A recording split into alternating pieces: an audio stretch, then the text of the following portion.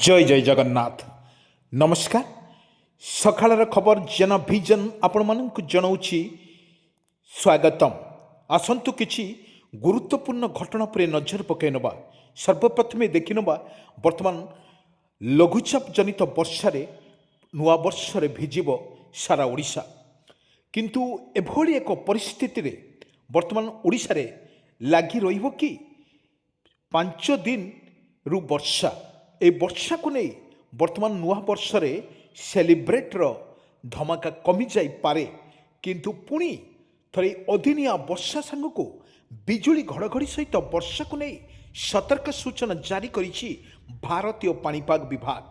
भारतीय पाणीपाग विभाग कहवा अनुजाई ओडिशा रे पाखापाखि 5 दिन धरी वर्षा लागी रहिबो बोली आकलन मध्य करिछि भारतीय पाणीपाग विभाग।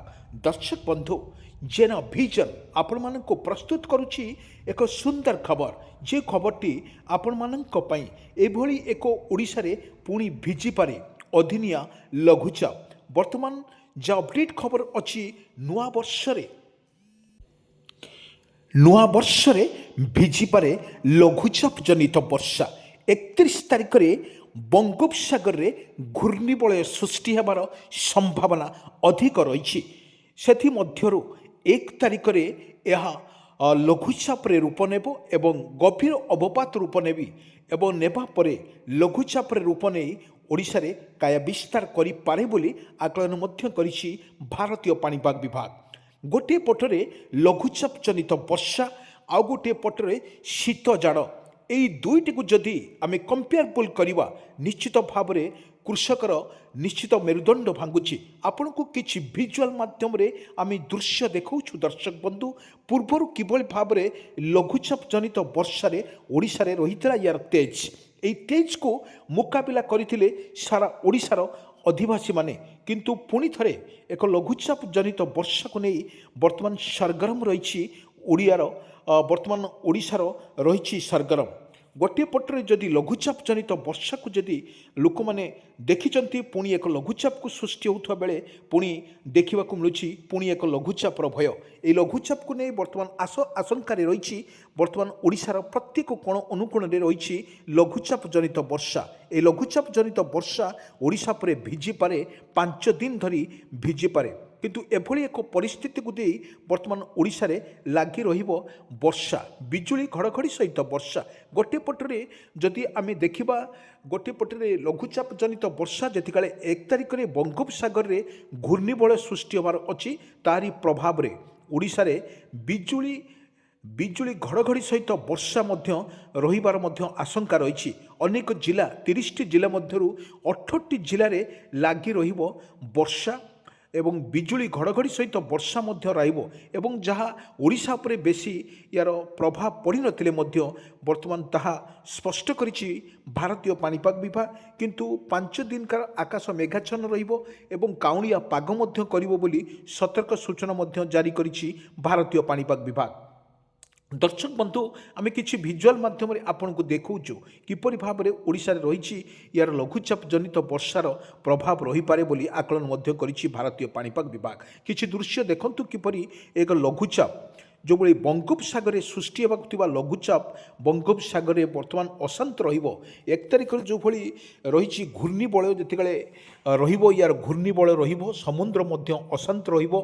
आपण को किछि विजुअल माध्यम देखौछु जो घूर्णिबलय जितेबाला सूक्ष्म वायु जितेबाला प्रवेश करुछि एवं पश्चिम झड़ जितेबाला ओडिशा उपरे प्रभाव पड़ुछि तारी प्रभाव रे ओडिशा रे लागी रहिबो तुहा को तुहा वर्षा सहित बिजुली घड़घड़ी सहित वर्षा मध्य संभावना अधिक रही। किंतु जेना भिजन आपण मानकु एको देखौछि जो भली रही दृश्य लघुचाप जनित वर्षा वर्तमान ओडिशा उपरे जारी रहियो बोली आकलन मध्य करिछि भारतीय पाणीपाग विभाग। दर्शक बंधु किछि विजुअल माध्यम रे आमे देखौछु पूर्वर किभली भाव रे ओडिशा रे रहितला यार काया विस्तार करथिला परे ओडिशा वर्तमान बेहाल परिस्थिति रही।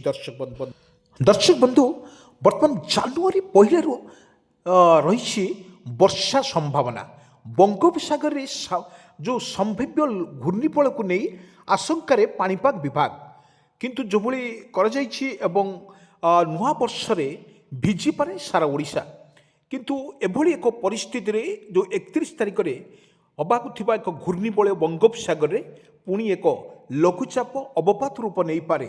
ତେବେ ଏହାର ନୂଆବର୍ଷର ଯେଉଁ ବର୍ଷାକୁ ନେଇ ମଧ୍ୟ ସତର୍କ ସୂଚନା ଜାରି କରିଛି।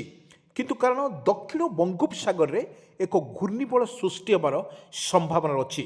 ଏହି ସମ୍ଭାବନାକୁ ଭାରତୀୟ ପାଣିପାଗ ସ୍ପଷ୍ଟ ମଧ୍ୟ କରିଛି। ଏହି ଲଘୁଚାପ ଜନିତ ବର୍ଷା ଯେତେବେଳେ ବଙ୍ଗୋପସାଗରରେ ଦକ୍ଷିଣ ବଙ୍ଗୋପସାଗରରେ ଏକ ଲଘୁଚାପ ସୃଷ୍ଟି ହେବ, ଏକ ଘୂର୍ଣ୍ଣିବଳୟ, ଏହି ଘୂର୍ଣ୍ଣିବଳୟ ପ୍ରଭାବରେ ଓଡ଼ିଶାରେ ରହିଛି। ଦେଖନ୍ତୁ କିପରି ଭାବରେ ଏହି ଘୂର୍ଣ୍ଣିବଳୟ ପ୍ରଭାବ ରହିଛି। ଡିସେମ୍ବର 31 ତାରିଖରେ ଏକ ଘୂର୍ଣ୍ଣିବଳୟ ସୃଷ୍ଟି ହେବ। ଏଇଟା ସ୍ପଷ୍ଟ ଚିତ୍ର ଦେଖନ୍ତୁ, ଘୂର୍ଣ୍ଣିବଳୟ ସୃଷ୍ଟି ହେବ, ଏହାପରେ ଲଘୁଚାପରେ ରୂପ ନେଇପାରେ ବୋଲି ଆକଳନ ମଧ୍ୟ କରିଛି ଭାରତୀୟ ପାଣିପାଗ ବିଭାଗ। ଦର୍ଶକ ବନ୍ଧୁ, ଏଭଳି ଏକ ପରିସ୍ଥିତି ବର୍ତ୍ତମାନ ରହିଛି, ଓଡ଼ିଶାର ସ୍ଥିତି ରହିଛି, ତାହା ମଧ୍ୟ ମୁକାବିଲା କରୁଛି ଓଡ଼ିଶା। କିନ୍ତୁ ଏବେଠୁ କିଛି ଆକଳନ ମଧ୍ୟ କରୁନି ଭାରତୀୟ ପାଣିପାଗ। କିନ୍ତୁ ଆମେ କହି ରଖୁଛୁ ଯେଉଁଭଳି ଭାରତୀୟ ପାଣିପାଗ ବିଭାଗ କହିବା ଅନୁଯାୟୀ ଆକଳନ କରିବାର ସମ୍ଭାବନା, ଏହା ହେଉଛି ଅଧିକ ଘନୀଭୂତ ହେବାର ମଧ୍ୟ ସମ୍ଭାବନା କମ୍ ରହିଛି।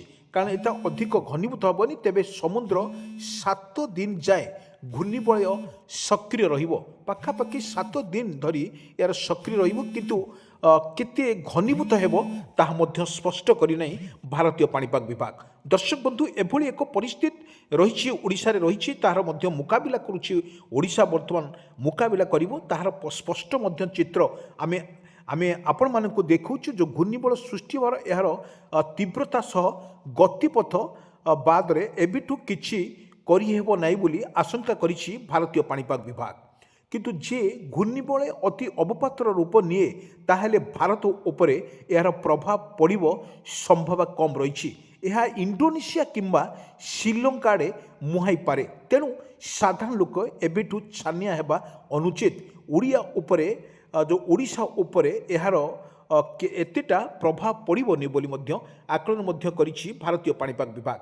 ଦର୍ଶକ ବନ୍ଧୁ, ଏହି ଦୃଶ୍ୟ ଆମେ ଆପଣମାନଙ୍କୁ ଦେଖାଉଛୁ। ଏହି ଦୃଶ୍ୟ ଦେଖନ୍ତୁ କିପରି ଆକାଶ ମେଘାଚ୍ଛନ୍ନ ରହିବ। ଏହାର ପ୍ରଭାବ କିଞ୍ଚିତ ଭାବରେ ପଡ଼ିନଥିଲେ ମଧ୍ୟ ତାହା ମଧ୍ୟ ସ୍ପଷ୍ଟ ଆକାଶ ମେଘାଚ୍ଛନ୍ନ ରହିବ ଏବଂ କାଁ ବା କେଉଁ ଜିଲ୍ଲାରେ ଅଧିକରୁ କମ୍ରୁ ବର୍ଷା ମଧ୍ୟ ହୋଇପାରେ ବୋଲି ଆକଳନ ମଧ୍ୟ କରିଛି ଭାରତୀୟ ପାଣିପାଗ ବିଭାଗ। ଦର୍ଶକ ବନ୍ଧୁ, ଏଭଳି ଏକ ଦୃଶ୍ୟ, ଯେଉଁ ଦୃଶ୍ୟରେ ଆପଣମାନଙ୍କୁ କିଛି ତେଜ ଖବର ଦେଉଛି ଜେନା ଭିଜନ। ବର୍ତ୍ତମାନ ଯେଉଁଭଳି ଓଡ଼ିଶାରେ ରହିଛି ନୂଆବର୍ଷ, ଏହି ନୂଆବର୍ଷରେ ମଧ୍ୟରେ ବର୍ଷାକୁ ନେଇ ମଧ୍ୟ ସରଗରମ ରହିଛି। ଓଡ଼ିଶାରେ ଏହାର ଲଘୁଚାପ ଜନିତ ବର୍ଷା ମଧ୍ୟ ଓଡ଼ିଶା ଉପରେ ରହିପାରେ ବୋଲି ମଧ୍ୟ ଆକଳନ କରିଛି ଭାରତୀୟ ପାଣିପାଗ ବିଭାଗ। ଭାରତୀୟ ପାଣିପାଗ ବିଭାଗ କହିବା ଅନୁଯାୟୀ ବର୍ତ୍ତମାନ ଓଡ଼ିଶାରେ ଶୀତର ପ୍ରକୋପ ଅଧିକ ରହୁଛି। କାରଣ ଯେଉଁଭଳି ଆମେ ଦେଖିଥିଲୁ ଭଦ୍ରକ, ବାଲେଶ୍ୱର, କଟକ, ପୁରୀ, ଗଞ୍ଜାମ, ଗଜପତି, ରାଉରକେଲା, ଢେଙ୍କାନାଳ, ପାରାଦୀପ, କନ୍ଧମାଳ, ସମ୍ବଲପୁର, ବ୍ରହ୍ମପୁର, ଏହି ଜିଲ୍ଲାମାନଙ୍କରେ ଅତ୍ୟଧିକ ଥଣ୍ଡା ଅନୁଭୂତ ହେଉଛି। ଓଡ଼ିଶାରେ ପ୍ରତ୍ୟେକରେ ଥଣ୍ଡା ଯେତେବେଳେ ଅନୁଭୂତ ହେଉଛି, ଏହା ମଧ୍ୟ ମୁକାବିଲା କରିବା ପାଇଁ ଓଡ଼ିଶା ତରଫରୁ ମଧ୍ୟ ବିଜ୍ଞପ୍ତି ଜାରି ହୋଇଛି। ବର୍ତ୍ତମାନ ଯେଉଁ କୁହୁଡ଼ି ରହୁଛି, ଅଧିକ କୁହୁଡ଼ି ରହୁଛି, ଯାନବାହନ ଚଳାଇବା ଅତି ମୁସ୍କିଲ ହେଉଛି। ସେଥିପାଇଁ ପରିବହନ ତରଫରୁ ମଧ୍ୟ ସତର୍କ ସୂଚନା କରାଯାଇଛି ଏବଂ କୌଣସି ବ୍ୟକ୍ତି କିପରି ଦୁର୍ଘଟଣାର ସମ୍ମୁଖୀନ ନ ହୁଅନ୍ତି, ସେଥିପାଇଁ ଜିଲ୍ଲା ପ୍ରଶାସନ ତରଫରୁ ଲୋକମାନଙ୍କୁ ମଧ୍ୟ ସଚେତନ କରାଯାଉଛି। ପ୍ରତ୍ୟେକର ସଡ଼କ ସୁରକ୍ଷା ବିଷୟରେ ସଚେତନ କରାଯାଉଛି। କାରଣ ଏହି ଡିସେମ୍ବର ଏବଂ ଜାନୁଆରୀରେ ପ୍ରବଳ ଥଣ୍ଡା ରହିବ। ଯଦି ଲଘୁଚାପ ଜନିତ ବର୍ଷା ଓଡ଼ିଶା ଉପରେ ନୂଆବର୍ଷରେ ଯେତେବେଳେ ବର୍ଷା ରହିବ, ତାହେଲେ କିଛି ପରିମାଣରେ 5ରୁ 7 ଦିନ ବର୍ଷାର ପରିମାଣ ଅଧିକ ରହିପାରେ ବୋଲି ଆକଳନ ମଧ୍ୟ କରିଛି। କିନ୍ତୁ ଶୀତର ପ୍ରକୋପ କମ୍ ରହିବ ବୋଲି ମଧ୍ୟ ଆକଳନ କରିଛି ଭାରତୀୟ ପାଣିପାଗ ବିଭାଗ। ଆମେ ଦର୍ଶକ ବନ୍ଧୁ, ଏଭଳି ଏକ ଦୃଶ୍ୟ ଆମେ ସାମ୍ନାକୁ ନେଇଛୁ। ଯେଉଁ ଦୃଶ୍ୟ ଆପଣଙ୍କୁ ଦେଖନ୍ତୁ କିପରି ଭାବରେ ଲଘୁଚାପ ଜନିତ ବର୍ଷା ଓଡ଼ିଶା ଉପରେ ରହିବ।